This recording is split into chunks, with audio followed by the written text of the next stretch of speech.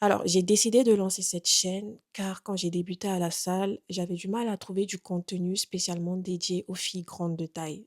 Hashtag tall girl. Bref.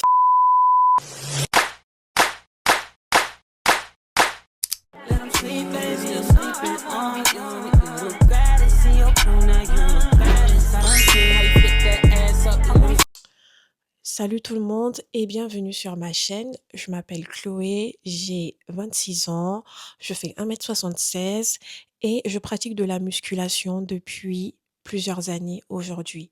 Alors j'ai décidé de lancer cette chaîne car quand moi j'ai débuté à la salle, j'avais du mal à trouver du contenu spécialement dédié aux filles grandes de taille. Hashtag tall girl. Je voyais beaucoup de conseils fitness, certes, mais il y avait peu justement qui mettaient en avant les difficultés, que les filles grandes de taille ont à la salle de par leur long levier. Quand je parle de long levier ici, je parle de nos longues jambes, nos longs bras, le long torse et tout simplement une morphologie différente. Alors sur cette chaîne, on va parler confiance en soi, lifestyle, muscu et on va mettre en avant les tall girls, que ce soit à la salle et peu importe les environnements dans lesquels on se retrouvera. Donc pour ce premier épisode, pour cette première vidéo, je vais vous proposer 10 conseils que j'aurais aimé connaître et savoir quand j'ai débuté la salle. Let's go! Alors, le premier conseil que j'ai à te donner aujourd'hui, c'est ne pas utiliser un programme qui n'est pas adapté à ta morphologie. Je dis pourquoi, parce que moi, quand j'ai débuté à la salle, j'utilisais les programmes de tout le monde. Ce que je voyais, je faisais, voilà. Mais je me suis rendu compte qu'en fait, je ne ressens pas justement l'exercice de la même manière que les autres, parce que je suis grande de taille, j'ai de longs leviers, donc je dois adapter justement mes mouvements, et mon programme à ma morphologie et non l'inverse. Donc tu dois te construire un programme qui est propre à toi-même, voilà, pour pouvoir, évoluer plus sainement et plus rapidement si tu le veux. Le 2e conseil que, j'ai à te donner, c'est de ne pas comparer ta progression à celle des filles plus petites de taille que toi.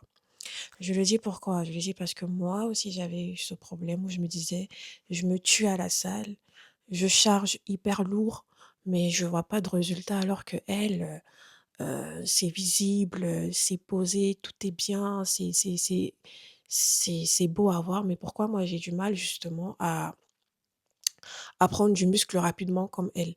Après j'ai compris avec le temps que quand on est grand en fait, le muscle doit se repartir sur la longueur, donc sur une structure beaucoup plus longue. C'est plus lent justement parce qu'on construit, on essaie de remplir le muscle, mais ça ne veut pas dire que tu n'évolues pas. D'accord? Donc ne te compare pas et ne compare pas ta progression à celles qui sont plus petites que toi. Le 3e conseil que j'ai à te donner aujourd'hui, c'est de maîtriser la technique avant de charger lourd. Oui, maîtrise la technique avant de charger lourd.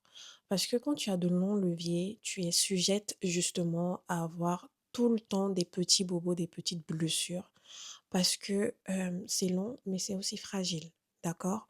Donc la mauvaise exécution ou bien tout simplement une mauvaise exécution, d'un exercice peut devenir hyper problématique pour toi. Donc il faudrait déjà que tu apprennes à maîtriser la technique avant de chercher à charger lourd. Ne vois pas, ta pote d'à côté ou ta collègue d'à côté qui charge un hip thrust à 280, 300. Toi tu charges à 50, tu penses que tu es faible. Non, vaut mieux charger léger, mais avoir une technique qualitative que chercher à charger lourd justement pour, avoir des bobos, et ne pas avoir la technique qu'il faut. Résultat, tu vas travailler dans le vide parce que tu ne vas pas évoluer, comme il se doit. Prends le temps de maîtriser parfaitement toutes les techniques des exercices que tu fais, c'est important. Le 4e conseil que je vais te donner, c'est qu'il faut que tu sois patiente avec le développement de ton bas du corps. Oui, beaucoup de tall girls vont se reconnaître, dans ce que je dis, mais il faudrait que vous compreniez que développer ses jambes et ses fessiers quand on est grand, ça prend énormément de temps. Ça peut prendre beaucoup de temps. Ça ne veut pas dire que tu ne progresses pas. Non. Faudrait que tu comprennes que c'est ta morphologie qui est comme ça. Donc, prends le temps. Cela demande vraiment que tu sois beaucoup plus régulière et la patience. La patience a été mon plus gros combat et il faut vraiment que tu fasses confiance à ton processus, d'accord? Si, l'autre a pu y arriver, je ne vois pas en pourquoi est-ce que toi, tu n'y arriverais pas? Mais il faudrait déjà que tu comprennes que ça va prendre du temps. Donc sois patiente avec le développement de ton bas du corps. Moi, je suis encore en plein développement et j'espère que à travers justement mes vidéos, en vous montrant aussi mon évolution, ça vous aidera et vous motivera tout simplement, à vous lancer réellement dans la salle et à connaître et comprendre vraiment les enjeux qu'il y a derrière, justement, la muscu quand on est, tout simplement grand de taille. Le cinquième conseil que j'ai à te donner aujourd'hui, c'est d'utiliser tes longs leviers comme un avantage. Oui, parce que moi, je voyais trop ma taille comme étant un inconvénient à l'époque, alors que pas du tout, c'est pas un inconvénient. Il faut savoir que quand tu es grand ou grande, tu as une force naturelle. Donc, sur certains exercices, tu as une amplitude aussi qui est naturelle.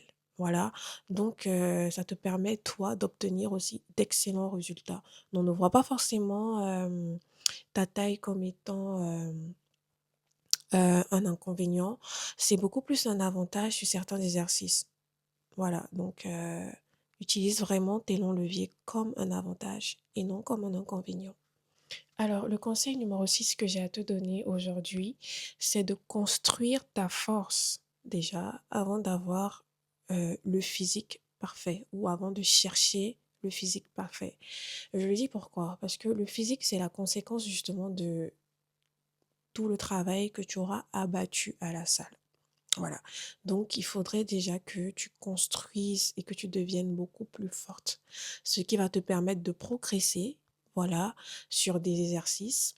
Donc, progresser, c'est-à-dire charger un peu plus lourd au fur et à mesure, voilà, monter en charge. Et tu vas gagner en confiance, ce qui va te faire progresser naturellement. Et ton physique, bah, il va tout simplement suivre. Alors, le septième conseil que j'ai à te donner, c'est un conseil assez général, mais il faudrait que toi aussi tu le prennes vraiment au sérieux, d'accord? Je sais que c'est compliqué aussi, mais il faudrait que tu te filmes pendant tes séances. J'avoue, moi-même, il m'a fallu 1 an et demi avant de commencer à me filmer et j'ai beaucoup regretté parce que j'avais besoin de voir comment j'évoluais justement au fur et à mesure.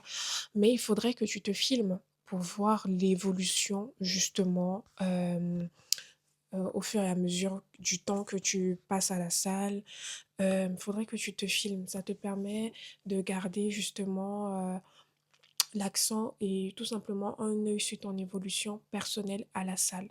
Donc, filme tes séances et aussi même quand tu filmes tes séances, tu peux les ajuster, mieux travailler tes positionnements. Peut-être parce que quand tu filmes, tu estimes par exemple que tu sais pas bien faire le RDL, tu veux bien travailler le RDL et quand tu vois à travers ta vidéo que tu n'as pas une bonne exécution, bah, ça te pousse justement à aller chercher à avoir une bonne exécution jusqu'à ce que tu maîtrises justement le mouvement et la technique. Donc, c'est important de filmer tes séances. Donc, filme tes séances. Je sais que c'est pas facile. Tu peux avoir honte, que les gens vont te regarder parce que tu te filmes, mais franchement, à la salle, tout le monde s'en fout de tout le monde. Donc, filme tes séances et tu verras ton évolution comme ça au fur et à mesure.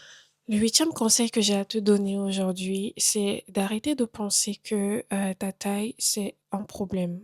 Ta taille n'est pas un problème. Je pensais pareil, que ma taille c'était un problème, que si je n'arrivais pas à évoluer, voilà, c'était tout simplement parce que ma taille est un problème. Alors que le véritable problème, c'est que je ne comprenais tout simplement pas comment m'entraîner en fonction de ma morphologie. C'était tout le problème. Voilà. Donc à partir du moment où j'ai compris comment m'entraîner en fonction de ma morphologie, j'ai plus eu ce souci, au niveau de ma taille. Donc ça m'a permis justement,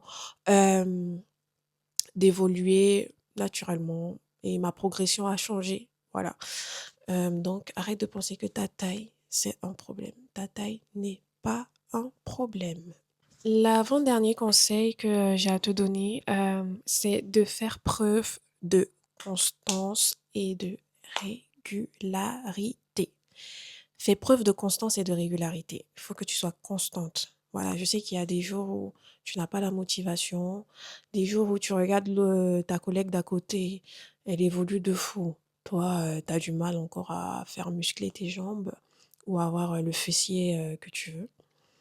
Mais il faut que tu sois constante. C'est dans la constance que tu verras les résultats. Généralement, toi-même, tu n'arrives pas à voir les résultats parce que tu t'auto-sabotes.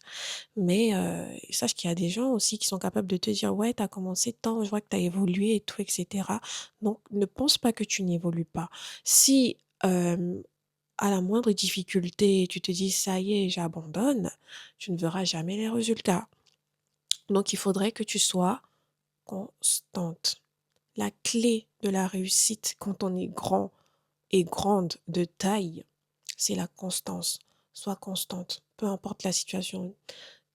Et aussi nous les femmes, il faut qu'on se le dise, hein, on a des périodes, surtout que, avec les règles, la période lutéale et cetera, franchement, on a les hormones et tout, donc ça peut arriver qu'on n'ait pas envie, mais il faut connaître ton corps justement, pour pouvoir adapter ton programme à ton corps.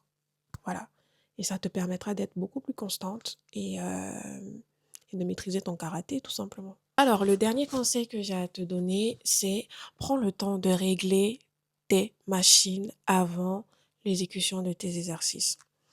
Pourquoi je le dis? Je le dis parce que c'est important d'avoir, voilà, tout simplement une bonne exécution et le fait d'avoir, par exemple, le siège d'une machine beaucoup trop haute ou beaucoup trop basse peut avoir un impact justement sur l'exécution de ton exercice, surtout quand tu es grand. Parce que, bon, moi, j'ai constaté, que, la plupart des machines à la salle ne sont pas adaptées aux personnes grandes de taille.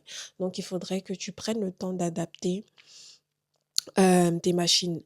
Si tu sais pas comment faire, si tu te sens pas à l'aise quand tu fais un exercice sur une machine et que tu sais pas comment, régler ta machine, il y a un personnel justement qui est là pour, t'aider. Donc hésite pas, même si ça te prend 5 minutes, 10 minutes, le plus important c'est que tu sois à l'aise et que tu puisses bien exécuter ton exercice pour pouvoir bien évoluer dans le temps. Et avec le temps aussi, tu verras que ça sera une manipulation un peu plus facile pour toi parce que tu sauras, comment t'asseoir sur telle machine, comment régler telle machine et ça ne peut qu'être qu'avantageux pour toi. Donc prends le temps d'adapter et de régler tes machines avant de commencer tes exercices. Voilà les 10 conseils que j'aurais aimé connaître en tant que tall girl débutante à la musculation. J'espère que cette vidéo, vous aidera, dans votre processus, vous évitera aussi, certaines, erreurs et vous motivera et vous mettra en confiance, durant tout votre processus. Voilà. Si tu es une tall girl ou une personne qui s'intéresse à la musculation et qui a encore du mal à hésiter, à se lancer, hésite pas à t'abonner, voilà. Si aussi tu as des sujets que tu souhaiterais que j'aborde sur ma chaîne, concernant, voilà, tout simplement, les défis, les enjeux, ou les problèmes que rencontrent les tall girls à la muscu, hésite pas à les mentionner aussi en commentaire. Voilà, merci d'avoir regardé ma vidéo et à très bientôt pour une prochaine vidéo.